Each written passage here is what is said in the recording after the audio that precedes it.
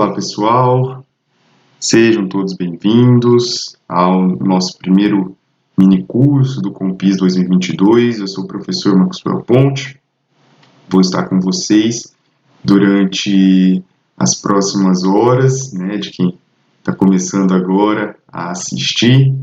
Infelizmente não estamos síncronos, não estamos juntos aí online nesse momento, porém eu já me coloco à disposição. Vocês podem enviar dúvidas, sugestões, críticas, pedidos, demandas aí por e-mail. Pode enviar para o próprio contato @reconecta, o e-mail da organização, ou também podem me enviar no e-mail particular, vou deixar aqui por escrito, que eu também consigo aí atendê-los, tirar dúvidas, fornecer alguma bibliografia, algo que possa ajudar aqueles que estejam desenvolvendo estudos, trabalhos sobre fundamentos de hidrogeologia ou que, a partir desta fala, possam vir a incluir esse referencial teórico ou a desenvolver um projeto de pesquisa a partir do tema Fundamentos de Hidrogeologia. A minha intenção hoje é fazer um compilado, eu quero passar por diversos tópicos e fundamentos desta ciência que é a hidrogeologia, explicar o que é, explicar por que é importante a gente começar a difundir mais esses fundamentos de hidrogeologia. Então eu quero mostrar por que esta é uma ciência, dentre tantas outras, mas também necessária à sustentabilidade, já que nós estamos aqui discutindo as práticas interdisciplinares, e sustentabilidade. A hidrogeologia, ela é por si uma ciência interdisciplinar, ela congrega, diversas áreas do conhecimento, como nós vamos ver, para o uso e a conservação de recursos hídricos subterrâneos. Então, já para a gente começar com as definições, e afinal de contas, o que é hidrogeologia, A hidrogeologia é o ramo das ciências da Terra, das geociências, que estuda as águas subterrâneas. Compreende, então, as interações entre água e rochas no subterrâneo e é a relação também desse complexo água-rocha com os demais componentes do ciclo hidrogeológico. Então, aqui, para quem não é da área das ciências ambientais, ou para quem é da área das ciências ambientais, mas não tanto aí dos elementos abióticos, vamos assim dizer, já pode ser que surja uma primeira dúvida, Afinal, como assim a hidrogeologia estuda a relação entre águas e rocha, Apesar do nome ser bastante óbvio, hidro de água, geologia de estudo das rochas, para algumas pessoas isso causa alguma estranheza. Por quê? Porque nós somos educados, nós somos formados desde a escola da educação básica mesmo, a pensar a hidrogeologia, na verdade, pensar o objeto de estudo da hidrogeologia, que são as águas subterrâneas, como rios que correm abaixo dos nossos pés, mas geralmente sem uma fundamentação muito necessária e muito importante do que é que tem debaixo dos nossos pés. Então, a gente imagina, por ser um processo que a gente não visualiza no nosso cotidiano, como, por exemplo, as águas superficiais, os rios e lagos, a chuva, os outros componentes e processos do ciclo hidrológico que a gente consegue visualizar no nosso cotidiano mesmo, a gente não consegue visualizar essa parte do ciclo que é a água subterrânea. Então, ocorre muito uma espécie de fantasia, uma espécie de projeção, cada um da sua maneira, e os livros, os materiais utilizados na nossa formação básica e até no ensino superior, muitas vezes não são suficientes para elucidar o que realmente é essa água subterrânea, que eu já vou dar aqui um spoiler, não é um rio que corre debaixo dos nossos pés. Mas então, a gente vai ter que integrar outras ciências para a gente entender exatamente como é esse reservatório subterrâneo, Então, eu coloco aqui no slide, né, a hidrogeologia ela acaba integrando essas diversas ciências, como a geologia, que é o estudo das rochas, a hidrologia, estudo dos recursos hídricos aí superficiais, a química, a física e as engenharias. Então, vou falar rapidinho, porque é importante, principalmente para quem for usar, né, esse material depois para fundamentar aí uma pesquisa, um projeto, ou uma intervenção educativa, ou um estudo aí ambiental. Então, eu acho interessante a gente olhar que a hidrogeologia, apesar de ser desconhecida por grande parte do público em geral, né, ela é uma ciência bastante antiga, né? Aristóteles já considerava, né, nos seus registros que o ciclo hidrológico tinha aí uma parte desse ciclo englobava as águas subterrâneas, mas como eu disse, né, como são processos que a gente não vê acontecer, não vê ali a olho nu, não acompanha ele no nosso cotidiano, ele acaba sendo permeado por imaginários, principalmente naquele momento em que não se tinham tantas tecnologias avançadas, né? As tecnologias naquela época eram rudimentares, muitos dos conceitos, né, eram elaborados a partir de observações. Então, que o Aristóteles ele propôs naquele momento? Que essas águas subterrâneas, que faziam parte do ciclo hidrológico, elas eram formadas, né, esses reservatórios formados a partir da infiltração de água do mar em cavernas que existiam no subsolo. Aí depois, né, já fazendo um recorte aí grande, passando pelos principais pensadores, né, nesse recorte que eu tentei fazer, na minha opinião, né, vem aí o Bernard, lá no século XVI, em que ele busca realmente explicar o ciclo hidrológico e ele consegue acertar, né, as primeiras ideias sobre hidrogeologia, né? Ele diz que as águas que ocorrem no subterrâneo, elas são oriundas aqui, ó, de infiltração de águas de chuva.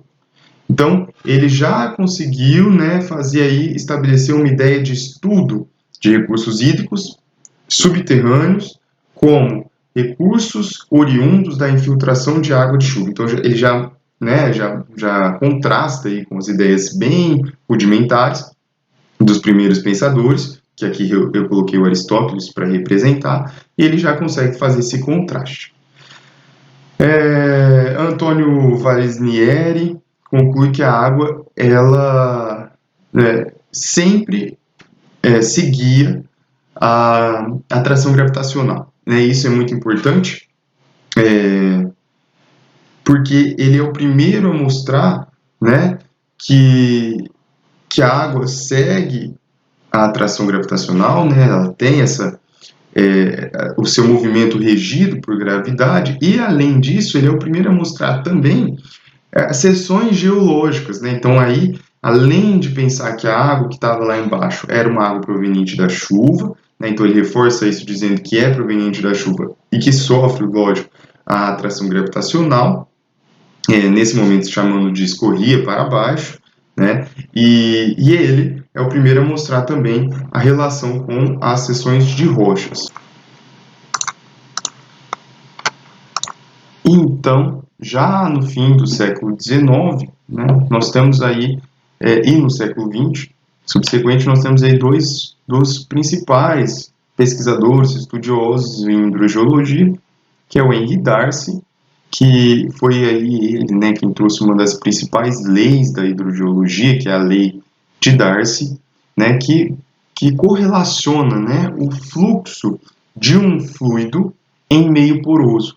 O que é muito importante para a hidrogeologia, porque como nós vamos ver daqui para frente, né, essa é uma das relações primordiais da hidrogeologia. Afinal de contas, o que a gente estuda é um fluxo de água, então pegando lá os pensadores anteriores, né, proveniente de chuva e filtração, seguindo aí forças gravitacionais, mas aí vem aí um novo conhecimento muito importante nessa relação infiltração fluxo, forças gravitacionais, que é o que? A resistência do meio. E como um fluido se comporta em um meio poroso, que nesse caso nós vamos ver, são aí rochas, né, sedimentares de grande importância na hidrogeologia.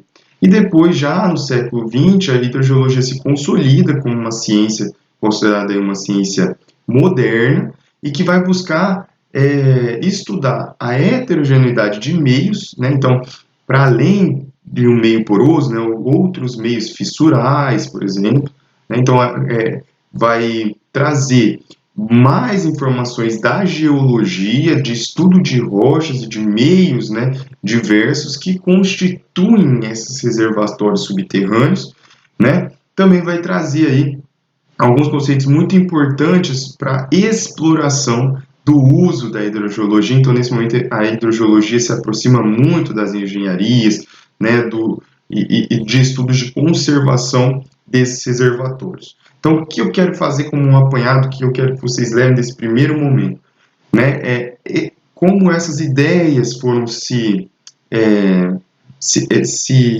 aprimorando, né, foram evoluindo, e é mais ou menos o que até hoje o ensino de hidrogeologia tenta fazer.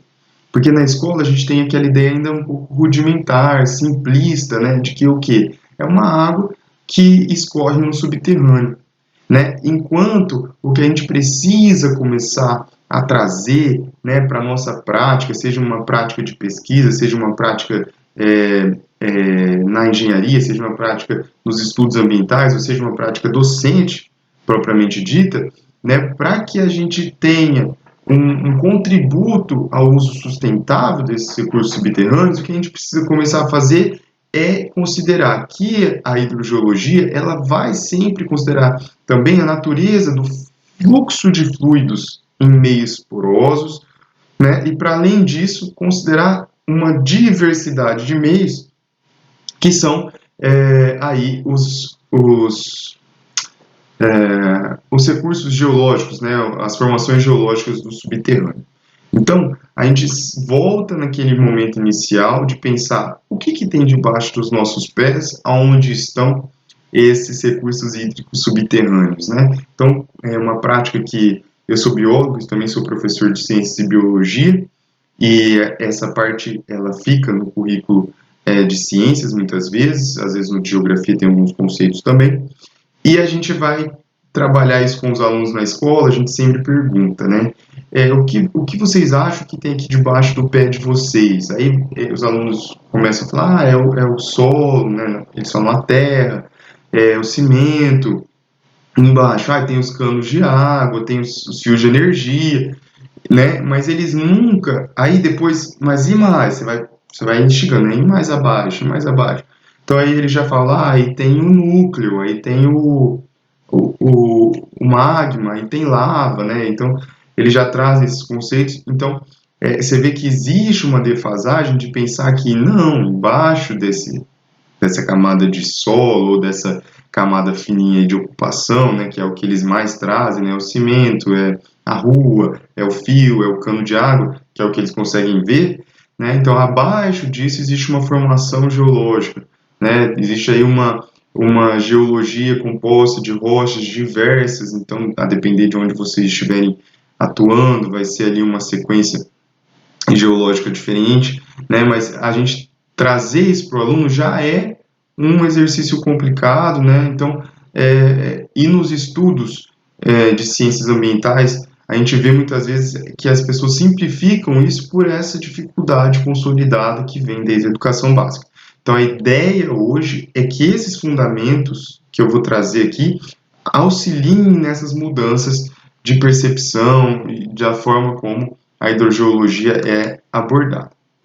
Tá, mas por que a hidrogeologia é importante? A gente vai ver, né, eu vou falar, aí eu vou retomar isso algumas vezes, que a hidrogeologia, ela, apesar de ser uma parte, né, do ciclo hidrológico que a gente não vê, ela é fundamental, né? A gente precisa trabalhar a hidrogeologia porque a gente não consegue entender vários processos do ciclo hidrológico se não tivermos esse conceito de hidrogeologia, né? Então, é muito mais importante do que a gente realmente pensa que é ou realmente aborda ser, né? Então, eu vou mostrar aqui um vídeo da ANA, né, da Agência Nacional de Águas, sobre o ciclo da água, e a gente já discutiu.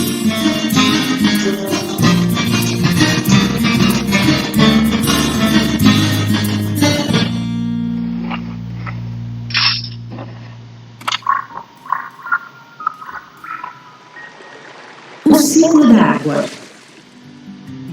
A vida, como conhecemos, depende da água. Ela está em cerca de 70% da superfície do planeta e em 70% do volume do corpo humano. Está em toda parte, ligando os continentes e criando condições para a vida. A água está o tempo todo em movimento, sob diferentes formas. O Sol fornece luz e calor ao nosso planeta. Essa energia promove o aquecimento e, assim, acontece a evaporação de parte da água da superfície de rios, lagos e oceanos, das folhagens das plantas e dos corpos de animais e pessoas. O ar úmido é menos denso que o ar seco, por isso sobe, levando as moléculas de água consigo. Livres, leves e soltas pelo ar, elas são carregadas pelos ventos, cada vez mais alto e mais longe. Nas altitudes, começam a se aglutinar, formando gotículas de água. Estas também se agrupam mais e mais, e assim nascem as nuvens. Há um momento em que as gotas se tornam pesadas demais para se sustentar na atmosfera, até que começam a cair. Dependendo das condições do tempo, podem cair como pedras de gelo, o granizo, como cristais, a neve, ou como gotas de chuva. A chuva cai no mar e também na terra firme. Ao atingir um solo permeável, parte da água que se infiltra é absorvida pelas raízes das plantas. Outra parte da água continua escoando o solo adentro, alimentando os lençóis freáticos, dos quais também captamos água para nosso sustento. Os lençóis freáticos podem aflorar na superfície e dar origem a filetes d'água, riachos e rios, formando seu caminho para chegar ao mar. Ao cair sobre as cidades e outros solos com uma capacidade reduzida de absorver a água, ela acaba escorrendo pela superfície, podendo causar grandes enxurradas e inundações, mas também alimentando córregos, ribeirões e rios. O tempo todo, em todo lugar, esse ciclo se repete indefinidamente, alimentado pela energia do Sol. Acesse www.ana.gov.br e conheça a agência que cuida. Eu quero que vocês percebam, né? Isso aqui é um vídeo da Agência Nacional de Águas, claro que é um vídeo didático para ser usado com diferentes perfis, diferentes pessoas, diferentes níveis de formação, mas perceba que na hora que eles vão falar aqui dos recursos hídricos subterrâneos, eles falam que o que não é observado escoa, eles mostram aqui algumas partículas, mas na hora que eles vão mostrar o aquífero em si, né, passa aqui por uma camada de rochas bem representada, né, diferentes porosidades e tudo, e depois eles mostram como se fosse um rio correndo mesmo aqui no subterrâneo, né? Aqui a gente vê uns fluxos de água saindo da camada de rocha e depois entrando numa outra camada aqui que a gente já não vê poros, não vê espaços, mesmo assim ela escorre de alguma maneira e forma uma espécie de um rio, tá vendo? De onde depois a pessoa fura um poço e pega como se fosse um buraco livre aqui.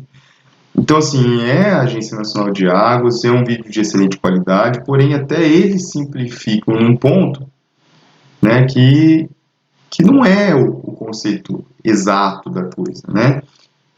E depois eles trazem aqui uma questão muito importante para a gente responder aquela pergunta: por que a hidrogeologia é importante, né? Então aqui duas coisas são muito importantes nesse vídeo para justificar a importância da hidrogeologia. O primeiro é essa, né, o uso desse recurso, captação desse recurso hídrico subterrâneo para usos diversos, né? Aqui colocaram um baldinho, né? Uma coisa super complicada até, isso nem é legal. A gente vai discutir um pouco disso quando for falar dos riscos, né? Do uso da água subterrânea. Essa abertura aqui, né? Contaminando ali com animais perto. Existem vários erros conceituais nesse vídeo. E é isso que a gente vai discutir a partir dos próximos slides, que é para a gente desmistificar essas coisas que estão enraizadas e são reproduzidas, inclusive pela Agência Nacional de Águas. Não porque eles não sabem, eles sabem, mas para chegar nas pessoas, para chegar no público-alvo, né, que são usuários diversos desse recurso hídrico, eles simplificam nesse ponto e não é legal. Tá? Então, por exemplo, aqui, nessa imagem, nesse take aqui, um animal tão próximo, né, de um poço artesiano aqui, que não é artesiano, e o recurso hídrico sendo captado de balde, subindo lá de próximo desse animal e entrando aqui, né, no aquífero, assim, ó. Enfim, a gente vai discutir um pouco de como isso realmente é feito, né? E a segunda parte, muito importante para a gente entender a importância da hidrogeologia, é essa aqui, onde ela fala, né, que os lençóis podem aflorar em superfície e dar origem a corpos hídricos.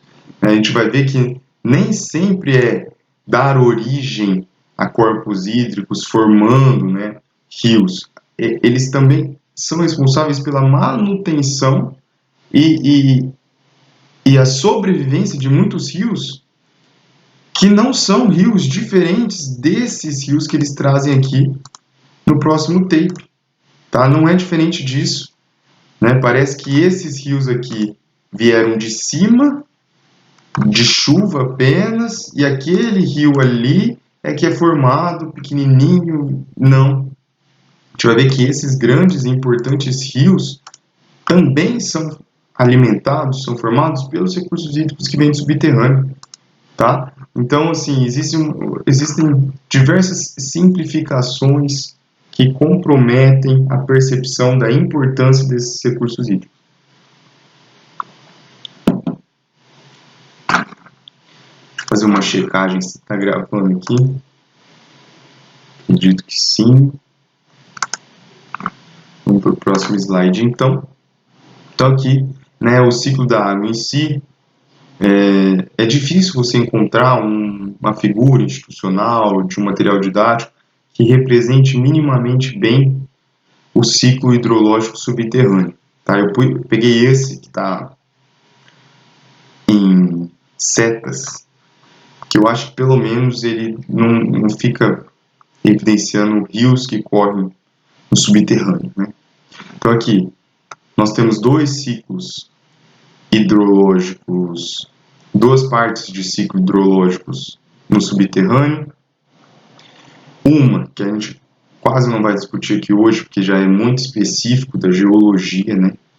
Que é o recurso hídrico proveniente dos oceanos, que no encontro de placas tectônicas, né, em margens, em bordas, encontro de placas tectônicas, no processo de cavalgamento, quando uma placa cavalga a outra, né, esse processo está aqui representado onde está a subducção, essa placa que rebaixa, que é a placa de fundo oceânico, né, quando a gente tem uma placa continental e uma placa oceânica, falando de placas tectônicas, a placa oceânica ela vai para baixo e a continental cavalga, sempre assim. Então aqui a gente vai ter um enrugamento, formação de cordilheiras de montanhas, aqui representadas, ó. Tá vendo? Então encontrou, essa enruga para cima e essa abaixa. Esse processo de subducção, que é esse processo de abaixar aqui, né, aqui está cheio de água, isso aqui é oceano, é o fundo do oceano, pensa, tudo aqui era água. Então, quando ele abaixa, a água do oceano entra junto, né? E essa presença de água é muito importante, né, para os processos geológicos, principalmente esse aqui, ó, do vulcanismo, porque a água ela vai catalisar uma série de reações aí, né, que vão aí podem resultar em vulcões. Então, assim, esse é um ciclo que a gente não vai estudar muito, né? Esse é o ciclo que, quando a flora, vamos dizer assim, a flora nos fundos oceânicos, nos fluidos hidrotermais. Para biólogos, por exemplo, isso é muito importante, né? Porque a gente tem uma teoria de origem da vida que fala desses fluidos hidrotermais, né? De que a vida teria surgido nesses pontos quentes de fundo oceânico. Então, existe uma importância nisso, é legal saber. Mas para a hidrogeologia, com esse viés, né, com essa finalidade da sustentabilidade, essa aqui é mais importante. Então, a água precipitada infiltra aqui nas camadas superficiais, pode ser utilizada aqui pelas plantas, tá vendo? Que vai utilizar para suprir o seu metabolismo. Porém, o que não é utilizado por plantas tem dois destinos. Primeiro, escoamento superficial, né? Então ele vai correr nas camadas superficiais do solo e vão desaguar em corpos hídricos, podem ser rios, oceanos e lagos. Mas o que não for aproveitado pelas plantas, o que não escorre superficialmente, infiltra e alimenta reservas subterrâneas de água. Então é aqui, ó, onde essas setas estão representando, é onde a gente vai dar um pouco mais de enfoque. O que é importante a gente saber? Por que o quanto que escoa, o quanto que infiltra. Até onde infiltra? Por exemplo, aqui nessa imagem, né, que nós temos aqui uma camada azul, que está representando provavelmente, né, um nível freático aqui, um nível de água no subsolo, está ocorrendo até aqui. A partir de uma camada aqui marrom, a gente não vê essa água aqui mais. Por quê? Né? O que marca essa linha? Que a gente vai ver a linha do nível freático, né? Aonde que a gente consegue fazer essa delimitação, né? Até onde que vem aqui o nível freático, até onde que a gente vai conseguir acumular água, a partir de que ponto. Então, tudo isso é o que a gente vai tentar discutir.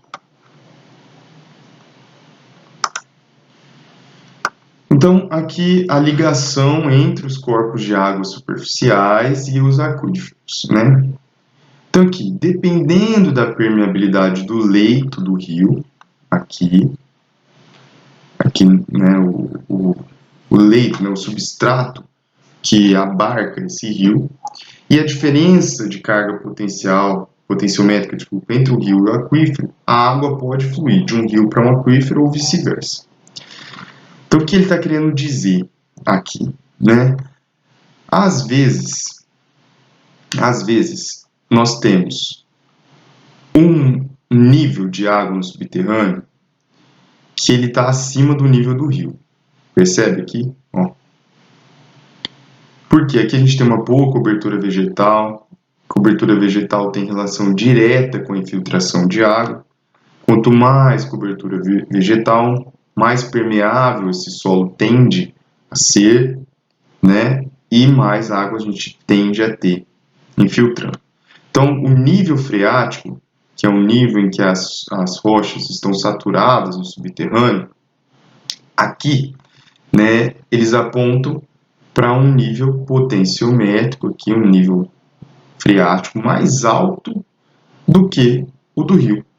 Então, essa água ela vai tender a alimentar esse corpo hídrico, né, ela vai tender a fluir para alimentar e manter o nível do rio.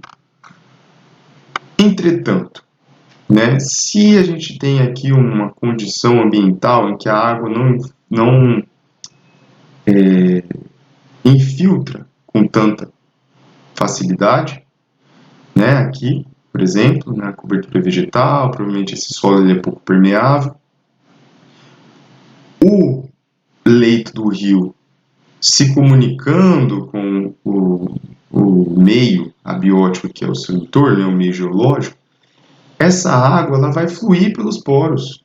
É a natureza, né, desse material. Então ele vai fluir até ele ir saturando esse meio rochoso. Com isso, né, o rio vai abaixar. vai abaixar, só vai voltar a subir quando esse nível de água no subterrâneo subir. Então, em cerca de 90% dos rios brasileiros, isso aqui é informação da Agência Nacional de Águas, o fluxo de base, o fluxo aqui, né, na relação entre o leito, o corpo hídrico superficial e a formação geológica no entorno e o corpo hídrico subterrâneo, alimenta, o que ocorre na maioria das vezes, 90% dos rios, é um fluxo efluente, né, um recurso hídrico subterrâneo alimenta o recurso hídrico superficial. É esse caso aqui. E mantém esses rios mesmo em momentos de seca. Por isso que a gente tem diversos rios em que, mesmo em períodos de escassez de chuva, a gente tem o rio, né, perene. Um outro conceito importante, né, do ciclo da água, que tem uma relação direta, né? Então aqui, esse é um conceito importante, né? Se o rio é perene ou se o rio é intermitente. Por que que isso acontece? Que as pessoas acham, né? Explicar por que que eu estou trazendo esses conceitos. Eu quero desmistificar com o conceito de geologia algumas ideias.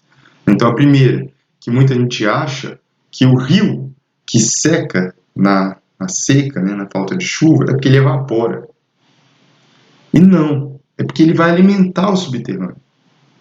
É isso que acontece. A água desce, a água flui, né? E quando não? Ah, é porque tem muita água, né? Tem mais água que o que seca. Quando você pergunta, por que tem rio que seca e rio que não? Ah, porque um tem mais água, o outro não. Não, porque o outro tem um fluxo de águas subterrâneas que alimenta esse rio. Aqui outra ideia, né? A ideia de nascente, né? Então, a gente tem, né, uma camada de solo, uma camada de rocha aqui, tá vendo? Camada impermeável. E a gente tem aqui uma camada que está representando o lençol freático. O que que é isso? Isso aqui é uma camada de rocha ou solo mesmo, permeável, está possibilitando um fluxo hídrico. Essa camada ela pode seguir no subterrâneo até alimentar um corpo hídrico, tá? Ela pode ter todo o ciclo dela, ó, no subterrâneo e alimentar, desaguar apenas em um corpo hídrico superficial. Mas ela também pode aflorar, né, a surgir na superfície fora de um corpo hídrico, né? Não só dentro do corpo hídrico, ao lado aqui do corpo hídrico, pode ser fora também. E nesse caso, a gente tem uma nascente, né? Uma nascente típica, né? Nascente famosa, nascente que a gente escuta falar, que o pessoal planta árvore em volta e faz ponto turístico. É uma nascente que a gente enxerga minando uma água no solo, na encosta, né? Então essa é a mais famosa, mas muitas, né, são essas que a gente não enxerga. E por não enxergar, a gente não entende que isso está acontecendo.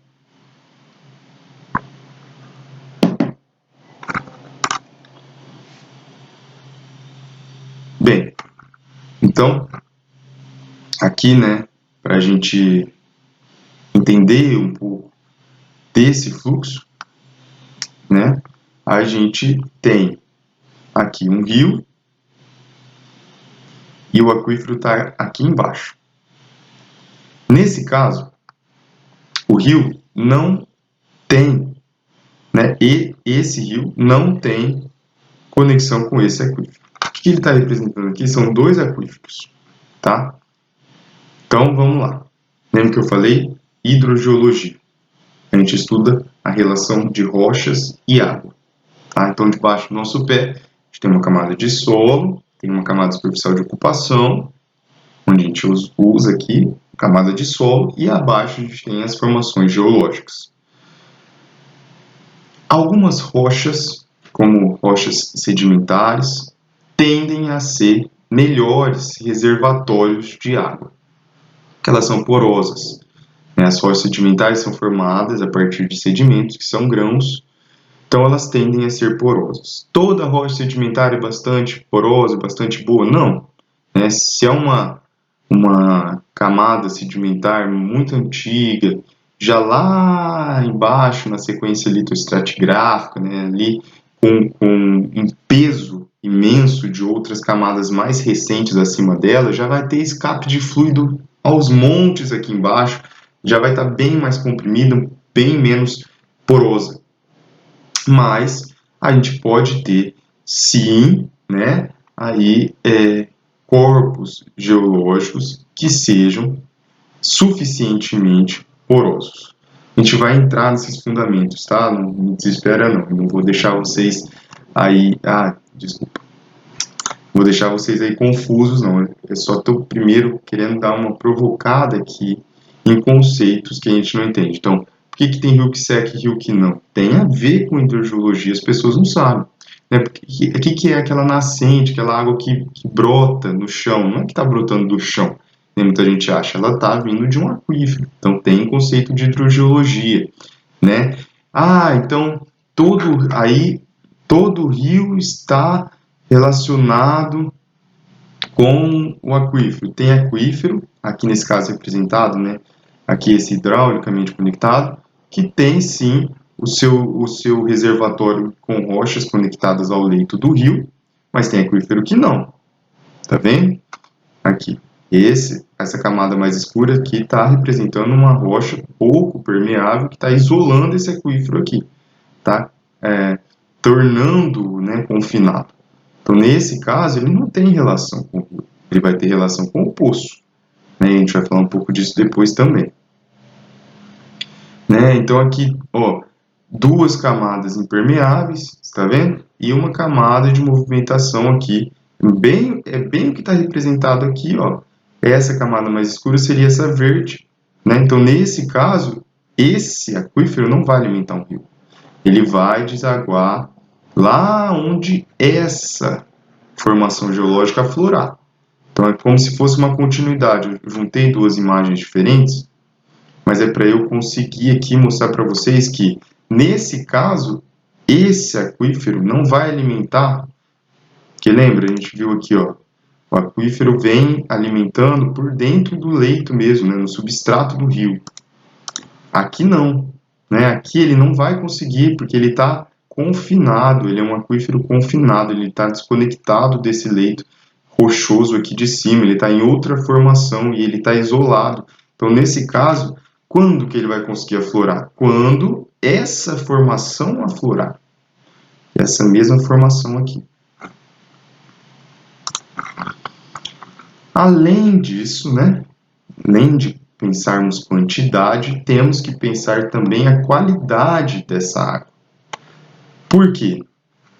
Uma coisa que é bem consolidada na ideia das pessoas é que a água infiltra e alimenta esse rio subterrâneo, que a gente está vendo aos poucos, não é um rio, é uma formação geológica com água dentro.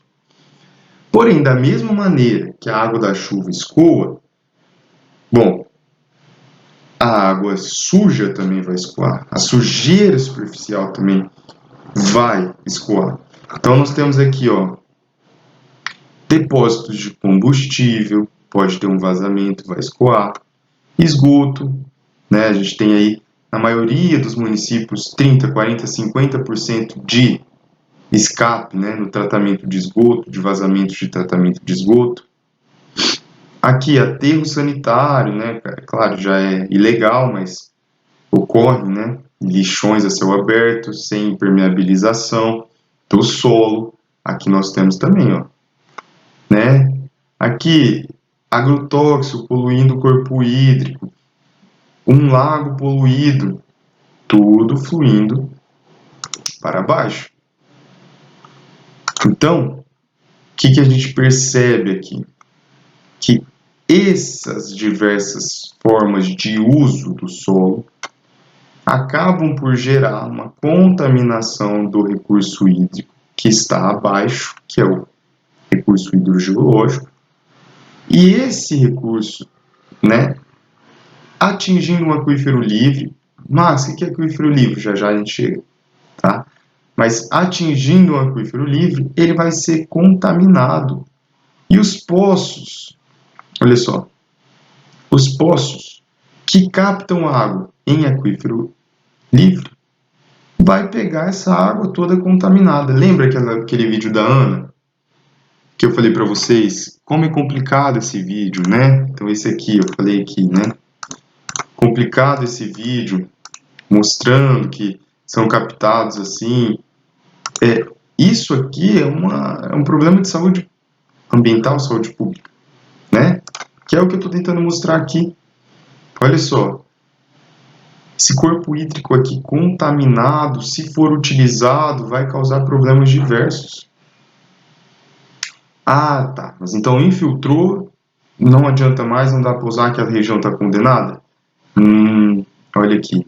Nós temos uma água subterrânea que está sendo captada por esse poço A, que vem de um aquífero que ele está chamando aqui de aquífero cativo, que é um aquífero confinado, né, que é um aquífero artesiano.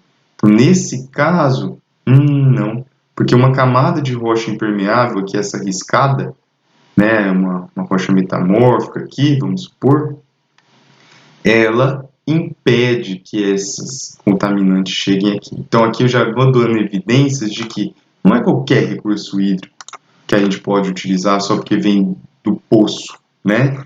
Então aquela imagem de, eu tenho um sítio, eu tenho uma chácara, que é aquela imagem que a Ana traz, né? O produtor rural fura um poço propriamente, não é só furar um poço, né? Olha aqui, esse aqui é um poço furado num aquífero livre. Olha a quantidade de riscos que podem acontecer. Bom, também é muito importante, né? Listando esse E2 ainda daquela lista de por que estudar a hidrogeologia é importante. Então ali eu trouxe alguns entendimentos do ciclo hidrológico. Então, processos que acontecem no subterrâneo e que são ignorados na hora que a gente estuda o ciclo hidrológico. Então, eu falei o que é uma nascente, o que são rios perenes, o que são contaminantes e qual a relação disso com fundamentos de hidrogeologia. Inclusive, eu vim trazendo vários fundamentos, brinquei, calma, eu vou falar. Por quê? Porque realmente existe essa defasagem.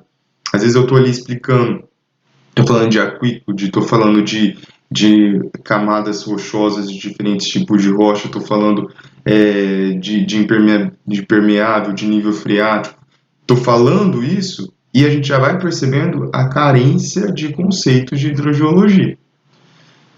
Bom, vamos entrar no segundo tópico sobre a importância de estudar os recursos hídricos subterrâneos, que é a distribuição de água. Então a gente tem, como o vídeo da Ana falou, né, 70% do planeta formado por água, aproximadamente. Nós, né, temos aí o nosso corpo, né, também 70%. Entretanto, a água doce disponível, aqui está invertido, hein? Que é água doce, que é água salgada. A água doce é a minoria, né? E dessa minoria, né, desse tanto que já é menos, a gente tem a maior parte indisponível, que estão congeladas, essas reservas hídricas de água doce. A gente tem águas no subterrâneo, que podem estar parcialmente disponíveis, e aí a gente tem apenas 1% da água em rios. Então, 97% da água disponível. Então, o que eu estou considerando aqui em água doce disponível? Estou considerando a água subterrânea superficial, porque a de calotas e geleiras, né, não adianta. Então, de toda a quantidade de água doce disponível, porque eu estou falando de subterrânea e superficial. Geleiras não. Eu tenho 97% das águas no subsolo. E essa ideia, principalmente quando a gente fala de gestores públicos, né, e empresas, indústrias, né, causa uma ideia de que a gente não tem que se preocupar com essa água porque ela é abundante. Porém, conforme eu vou trazendo aqui fundamentos, o que eu quero mostrar é que existe abundância, mas existe muito risco. Foi mais ou menos o que a gente já viu aqui. a carência de entendimento do que são esses processos no subterrâneo levam a um erro de perfuração de poço, um erro de construção de um aterro, um erro de construção de depósito, porque faltam profissionais que entendam, né, o mecanismo disso. Os engenheiros geológicos estão muito relacionados com isso. Se tiver algum aí, toda a minha admiração, porque é super complexo. Então, assim, mas falta entender que precisa de um profissional específico para isso, de que não é um rio que corre lá embaixo, que é só você furar um poço e usar. Tá disponível, é importante, a mais importante fonte de recursos hídricos para nós, porém, em risco constante.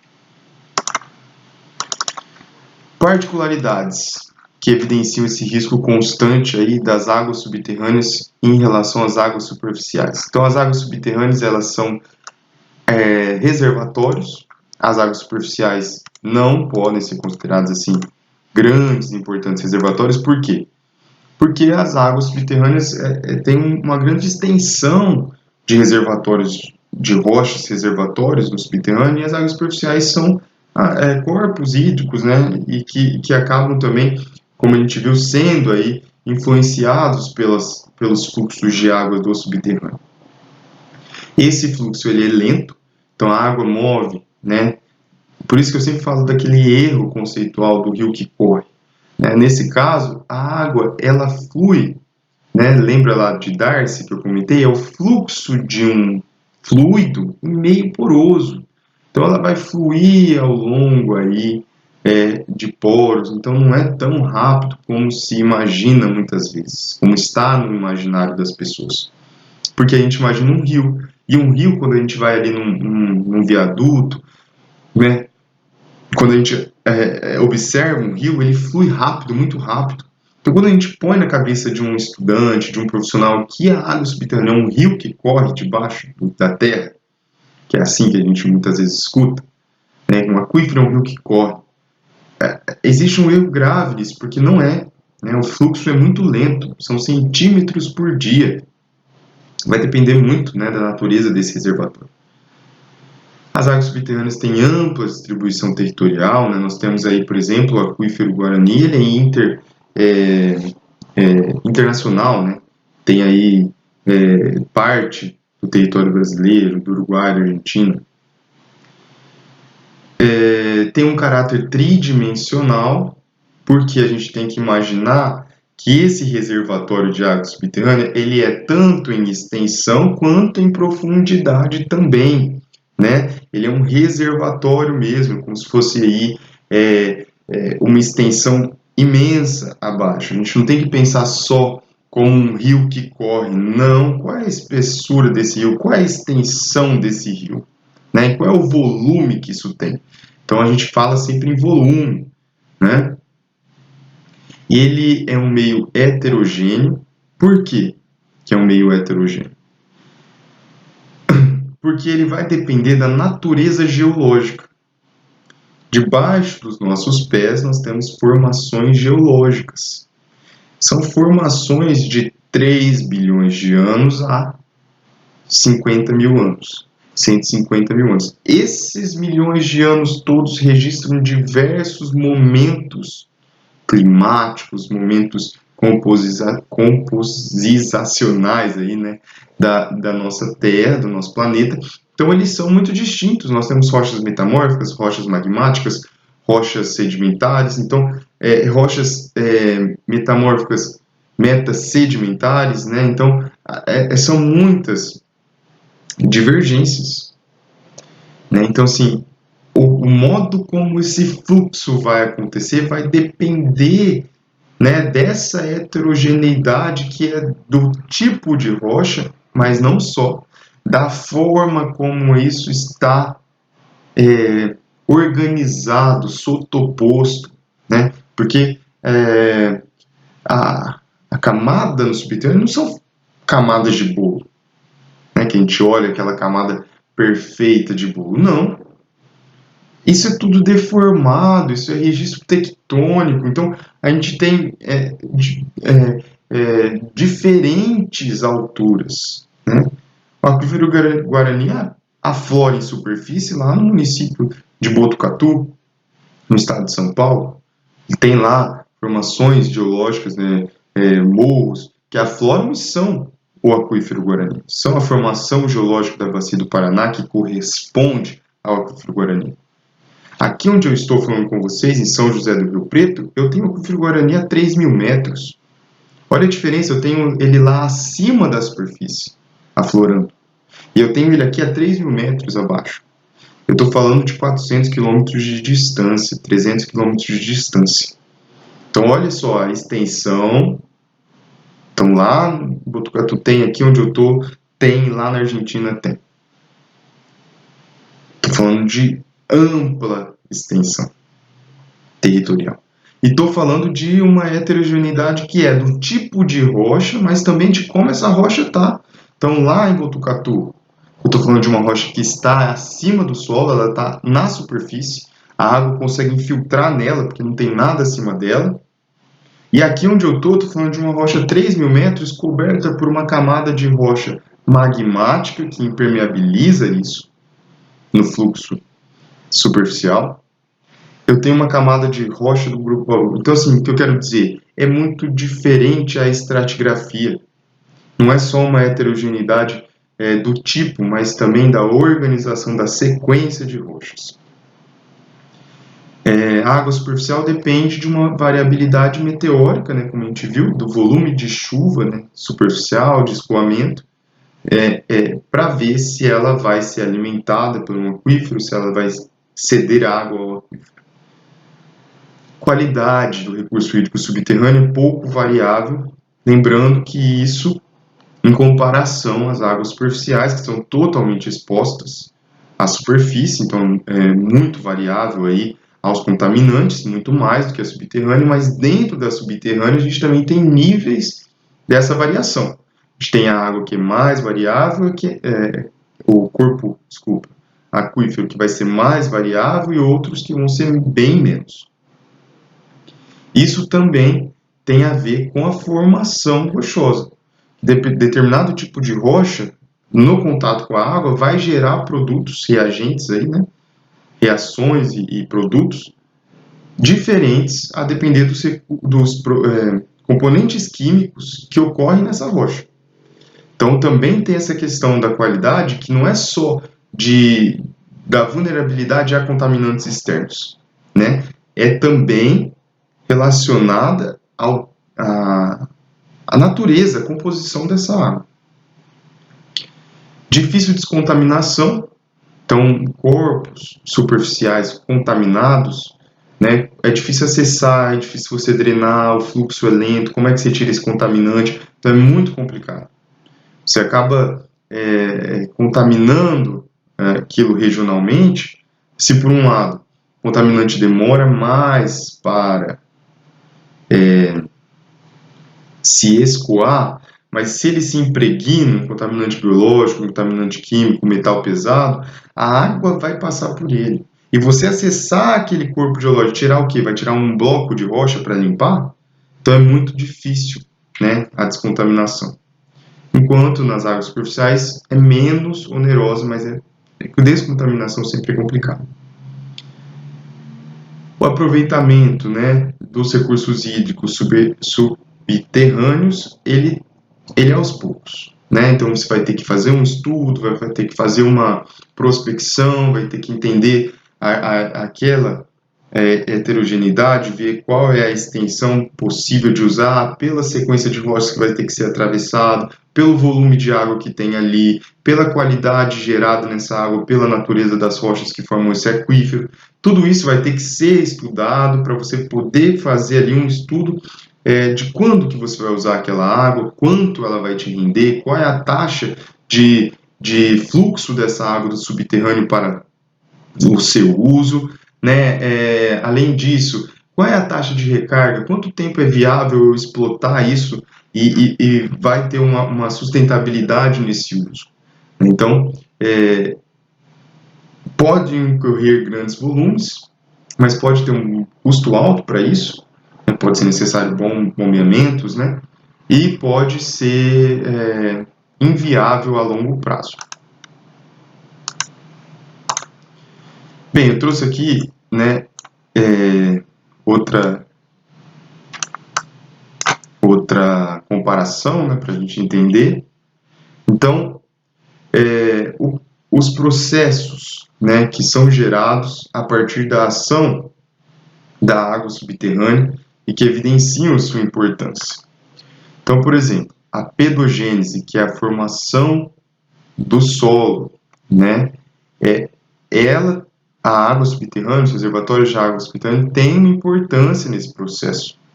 Então, não é só a água meteórica, né, a água que vem da chuva, que vai desgastar a rocha e formar solo. Não, nós temos um intemperismo formado pela água que se infiltra do subterrâneo e vai ali alterando essas rochas e formando ali sedimentos, né, que vai gerar então os solos.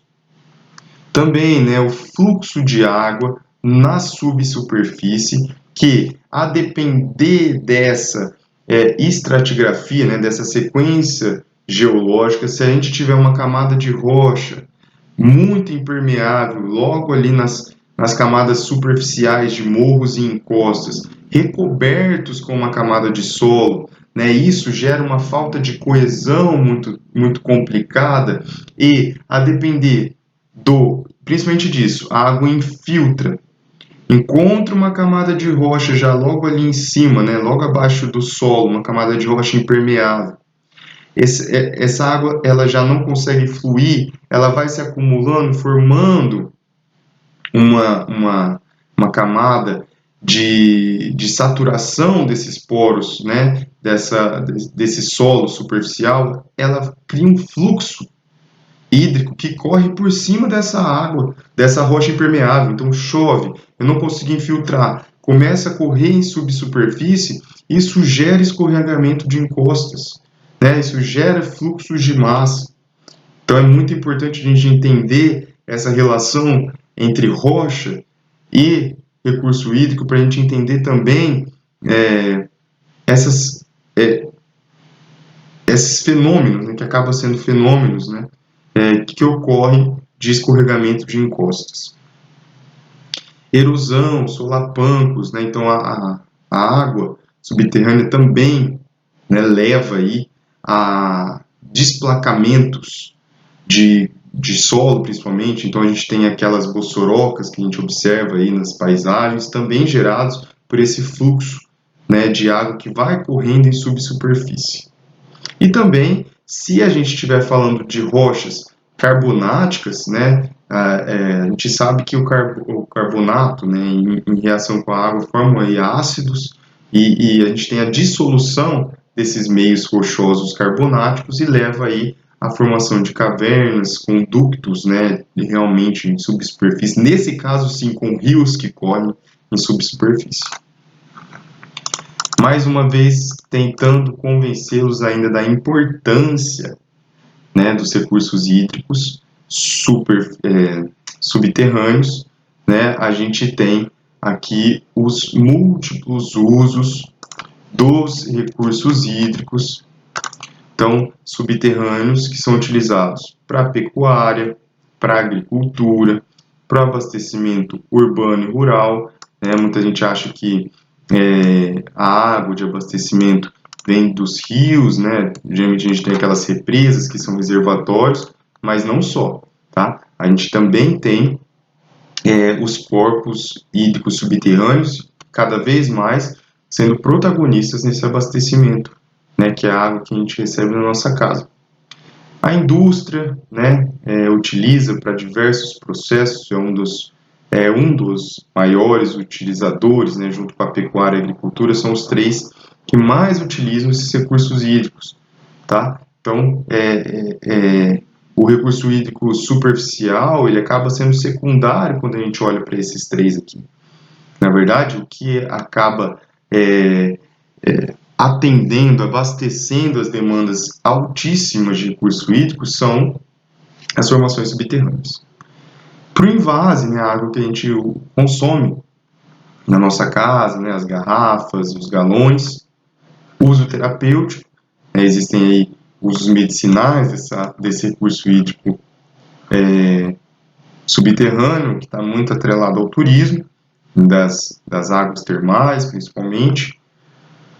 Usos para cosméticos e fármacos, né? Existem aí cosméticos muito famosos, né?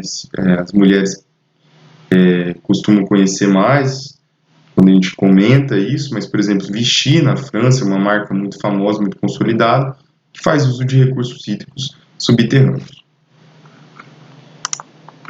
Bom, uma outra questão é a prevalência de conceitos errados.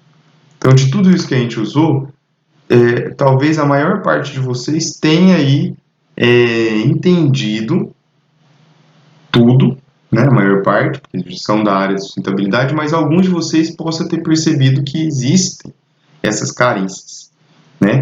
Então, aí nesse caso, a gente traz essa demanda também para fortalecer o nosso argumento de que os recursos hídricos, a hidrogeologia é importante para a formação aí de pessoas, né? Então,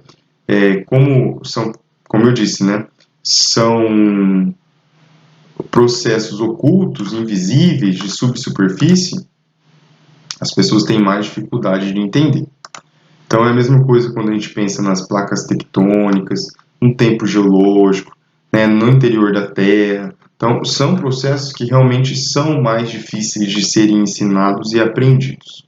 Então eu trouxe aqui de um artigo, né, alguns recortes, que ele mostra, né, como isso é na cabeça de quem está aprendendo. Então, assim, olha esse conceito aqui. A água armazenada em lagos, rios e cavernas no subterrâneo. Então, é como se o rio corresse, descesse numa espécie de cachoeira e caísse lá na reserva de águas subterrânea.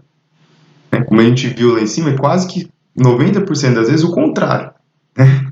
Mas essa é a ideia que eles têm. Outro, né? Olha só, esse aqui até considera a infiltração, né, como uma fonte aí de abastecimento, coloca aqui o reservatório de água subterrâneo, mais uma vez, um rio correndo, caindo numa cachoeira, né, e abastecendo esse corpo hídrico, mas é como se fosse assim, cada poço tem um mini aquífero aqui para você, né? Não tem aquela escala, aquela dimensão espacial de que isso aqui é enorme, um reservatório gigantesco. Não, é como se cada um tivesse seu próprio reservatório.